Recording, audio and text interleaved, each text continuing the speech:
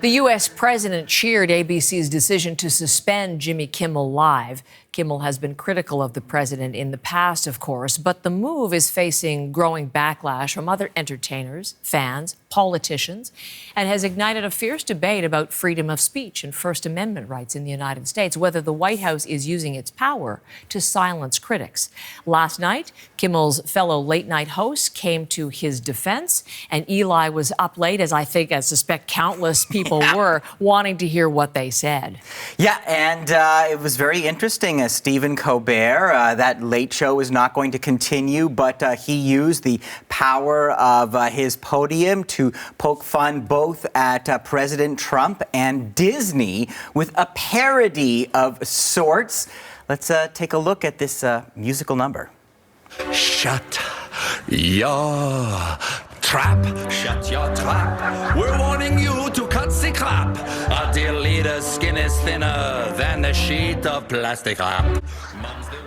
So there you go. I mean, very impressive just how quickly they turned it around. So that is how Stephen Colbert opened the show. Jon Stewart's show had this extra flavor of patriotism. He opened it with so Jon Stewart's show opened it with all sorts of patriotic in this gilded fervor, studio, this gilded thing, and then sort of Stephen Colbert kind of making the most of that Disney parody, really sticking it to the president there. And yet the president is not done with the late night hosts. Let's take a look at what he said on Truth Social. He still is targeting others, saying in part that leaves Jimmy and Seth two total losers. Do it, NBC. And so you've got late night pushing back. You have Donald Trump talking about Kimmel's lack of talent and talking about basically saying that the remaining late night talk show hosts should be taken off. And so the people I've been talking with, Heather, in the industry, in Hollywood, they're shaken, they're scared, they're concerned. And I think a lot are wondering, is this an inflection point? Is this a turning point for the power that Washington appears to be using over Hollywood? Now, I had a chance to talk to Bill Carter. He literally wrote the book on late night, an amazing journalist who's covered the late night wars, if you remember all of that. And he says that we are in unprecedented waters, that companies are taking the path of least resistance while others are very much worried about freedom of speech. Take a look at what he had to say. That's brought us to this moment. That's brought us to this moment when it basically the First Amendment, which is, we put in effect because we had a king and we didn't want a king. We didn't want a king to tell us what to do, and we don't want a president to tell us what to do, but now he's doing that. So either you say, I'm not going to agree, or he's going to keep doing it.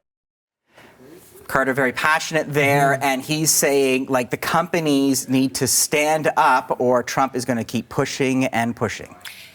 Is there a clear idea at this point of what was going on behind the scenes? Who made the decision? Why? Yeah, we have a clearer picture is coming into view. And so we know on Tuesday, Kimmel was getting ready to actually address the backlash from Monday. But there were these high-level discussions that's been reported from the head of TV at Disney and ABC. Bob Iger was in the conversations. He's the CEO of Disney. And reportedly, they were not satisfied with what Kimmel was going to say. This was not an apology per se, but he was going to address it. But at the same time, you had the pressure from the affiliates. So Nexstar owns 39% of the market. They decide, they announce, even before ABC's decision, they're not going to air Kimmel, say he crossed the line. And then Sinclair, another affiliate owner, says they're taking Kimmel off air. Now, suddenly Disney, when you're looking at footage of Kimmel leaving the studio there, suddenly Disney is looking at airing this Kimmel show,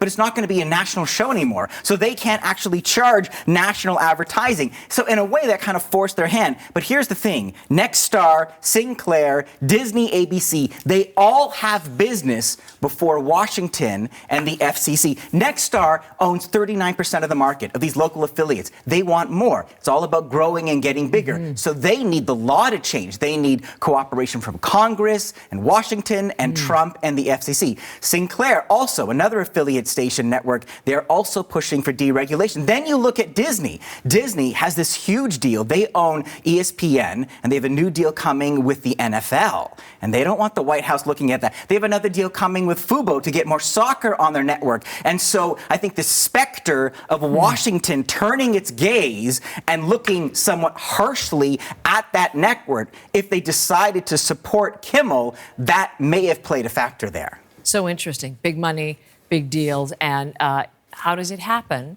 in terms of his fit? How does it all fit into, the relationship?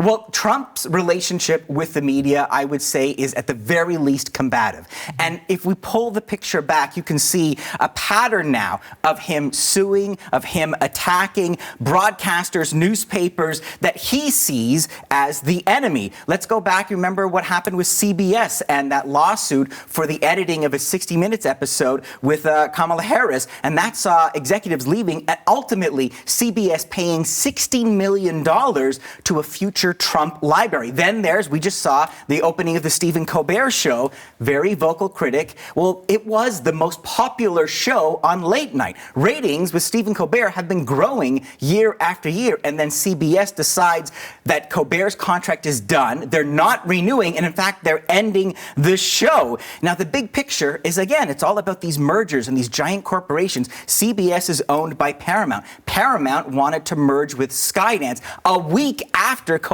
show, they announced it was ending. The FCC approves that merger of Skydance and Paramount. Now, the head of Skydance is David Ellison, and his father is Larry Ellison, who is now the richest man in the world, surpassing Elon Musk. And Larry is a big supporter of the president. And now there's talk that Paramount Skydance is looking at acquiring Warner Brothers, which would give them control over CNN and HBO Max. Then let's look at the New York Times, another big critic of Trump. They have just been served a $15 billion lawsuit from the president. Then look at NPR and PBS. They slashed funding for the Corporation for Public Broadcasting. And so those stations and networks are now hurting. You can go all the way back to the Associated Press. You remember the ruckus with the Gulf of Mexico? Well, the president wants to call it the Gulf of America. And when Associated Press didn't toe the line, they are still restricted from covering certain events in the White House. I spoke to Kim Masters about this situation. Kim Masters is a longtime Hollywood journalist, and she has been observing this. And what she described to me was this sense of a creeping feeling of authoritarianism. Now, that's a big word. So you're a veteran journalist. That's a strong statement. What makes you say that? Here's her response. I've been saying that for a while because I see where this is going. I'm good at that. My parents escaped the Holocaust in Europe, so we've seen a version of this movie before, and we didn't like the way it turned out. And maybe I'm hypersensitive to that but these signs are unmistakable. Very interesting. We're now seeing a burgeoning boycott online. Some people canceling their Disney subscriptions. The creator of the Lost TV series saying he will not work with Disney at this moment. And so very interesting to see where this is going. And an area that I'm going to pick up on with my next guest. Eli, thank you very much. Eli's been reporting on this on The National, and there's lots to read as well on our website and on CBC News, the app.